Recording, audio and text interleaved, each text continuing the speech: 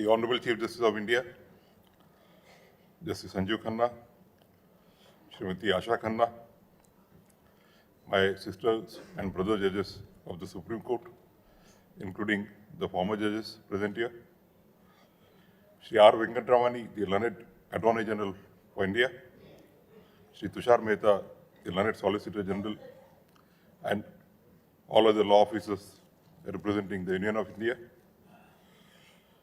Shri Kapil Sibal, President of Supreme Court Bar Association, Ms. Rachna Srivastav, the Vice President, Shri Vikrant Yadav, the Secretary of the SCBA, Shri Vipin Nair, the President of SCORA and all other office bearers of SCORA,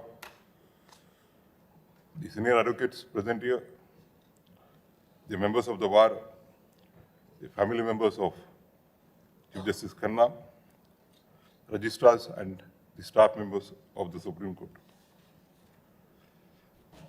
I would like to deviate a bit from my route because of the speech of Rachna ji and Kapil ji. At the outset, I express my gratefulness to Kapil ji for the words he has spoken about me.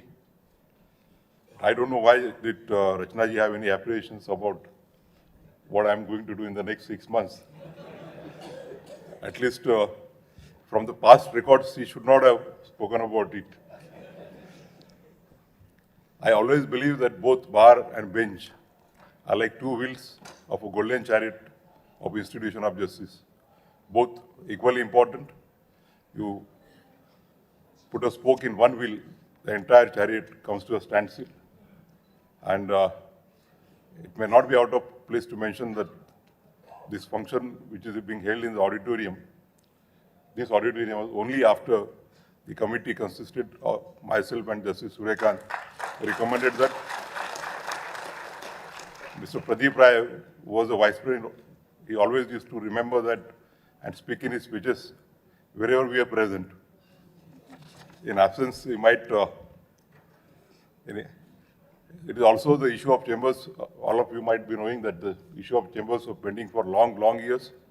It is only after the intervention of myself and Justice Suryakant, the chambers in the new building could be resolved. So please don't have any apprehensions.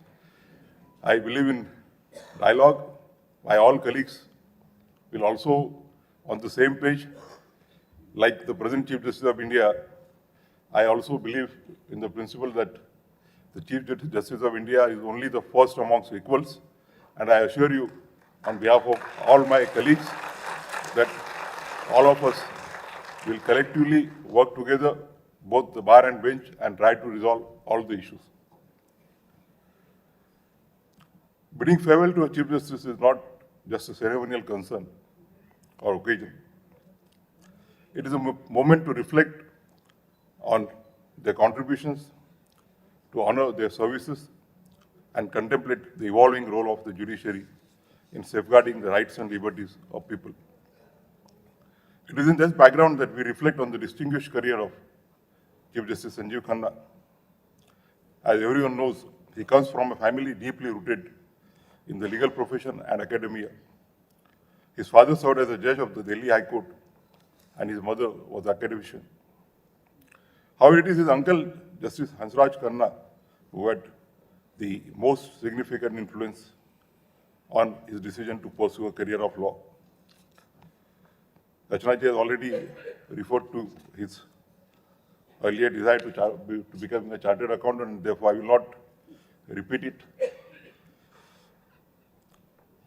As I said in the court in the morning, that Justice Khanna had very big shoes to fill. There is a saying that with great power comes great responsibility. And the same holds true for those who come from a family with a legacy of unwavering commitment to justice. Belonging to such lineage is not just a matter of pride. It carries with it a great responsibility to uphold and carry forward the ideals of justice, integrity, and constitutional values. Justice Sanjeev Khanna began his legal career in 1983 and initially started practice in Tis Hazari district courts and later shifted to Delhi High Court.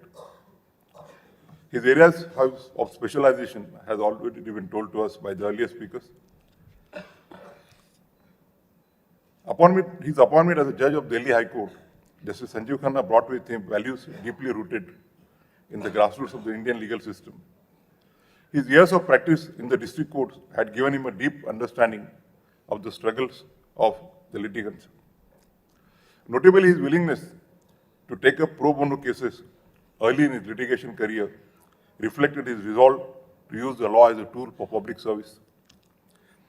These experiences shaped his judicial outlook and reinforced his belief in the transformative power of the Constitution. As a judge of the Supreme Court since 2019, Justice Khanna has delivered several landmark judgments that have significantly shaped Indian constitutional law and explained court. In his judgments, he emphasized personal liberty, public trust, protection of fundamental rights, secularism, among many legal principles, and explained concepts such as the test of proportionality to adjudicate constitutional challenges to any legislation. During his tenure as executive chairman of NALSA, which I succeeded, Justice Sanjay Khanna placed strong emphasis on the rehabilitation and reintegration of prisoners into society. He was particularly inspired by the artwork produced by prisoners. On the Constitution Day in 2024, a painting painted by an inmate of Tihar jail was presented by Chief Justice to the Prime Minister of India, a powerful gesture symbolizing the potential for transformation and the enduring human spirit behind prison walls. Furthermore, under his leadership, a social campaign titled Restoring the Youth was launched by NALSA, aimed at identifying juveniles who are languishing in prisons. As the Chief Justice of India, Justice Sanjeev Khanna placed a strong focus on reducing pendency in the courts and promoting greater transparency within the judiciary. Under his leadership, the court took a collective decision to disclose the assets of judges. In pursuance to this, many of the judges of the Supreme Court have voluntarily revealed information about their assets and liabilities, which is an important step towards building public trust. In one of the most remarkable acts of judicial transparency in recent times, the Supreme Court under Chief Justice of India, Khanna's stewardship, shared full information with the public about the appointment process of judges to the Supreme Court and the High Courts.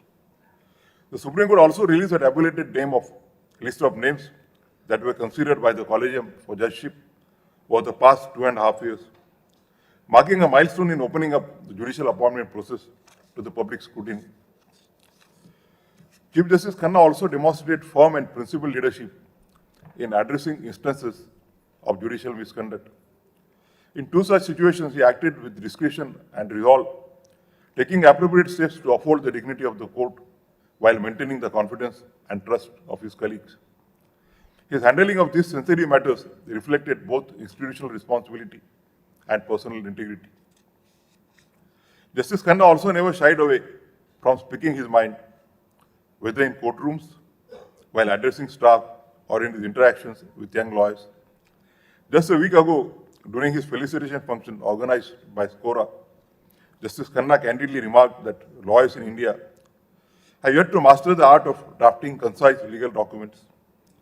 In the same spirit of institutional commitment, during a felicitation held by the Supreme Court staff, he reminded them of their duty towards the institution and the importance of maintaining the highest standards of service. But behind his strict and dignified image of a judge lies a humble, kind, and deeply compassionate individual.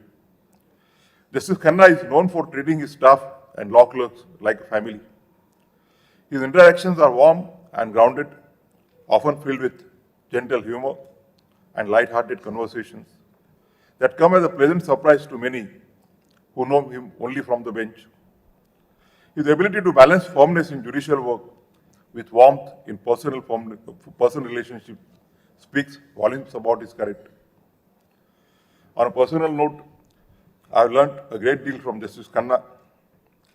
I was elected to the Supreme Court a few months after his appointment as a judge of the Supreme Court, and I had the pleasure of sharing a vacation bench during the summer break of 2019. After his appointment as Chief Justice of India, as I said earlier, he actually practiced the principle that the Chief Justice is the first amongst equals. He took active steps in taking his colleagues in confidence in decisions on important issues. Also during the collegium meetings, he paid due regard to the views of the collegium, members of the collegium, as well as the consulting judges. As the Chief Justice, Justice Khanna initiated the practice of interacting with candidates under consideration for judgeship, which we also propose to continue. Thus, his conduct has been a reminder that leadership in the judiciary is not just about delivering judgments, but about upholding values that strengthen public faith in the system. Chief Justice Sanjeev Khanna, within the short period that was available to him, has demonstrated that impact is not measured by the length of time in office, but by the depth of one's contributions. His tenure will be remembered not only for important judicial and administrative strides, but also for the humility with which he carried the responsibilities of the highest judicial office. As it was said by a renowned poet Dushyant Kumar, and I quote, "सिर्फ हंगामा खड़ा करना मेरा मकसद नहीं, मेरी कोशिश है कि ये सूरत बदलनी चाहिए." Justice Khanna's tenure was not about creating a spectacle or making noise for the sake of attention. It was about encouraging changes within the judiciary and ensuring that the system not only functions but also evolves. When we gather here to honor Justice Khanna, I would be failing in my duty if I do not mention our Bhabiji Srimati Asha Khanna. It is said that behind every successful man, there is a woman behind it, and I think Asha Bhabi is a true reflection of that rag. She has been a strong pillar behind him. We have had many interactions, though I had resorted it to be said in the evening.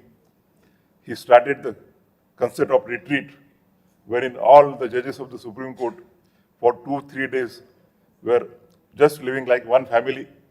That brought us the fraternity, the unity among the judges, wherein we could all reflect upon and think something for the betterment of the institution. I am greatly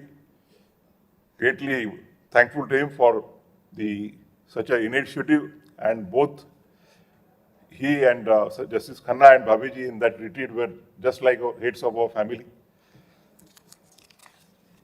I, on this occasion, on behalf of all of us, wish a very long, healthy life to him, to Asha Bhabi and members of all his family. His family members are present here, Uday, Tavishi, Parul, and Ravish, all of them there.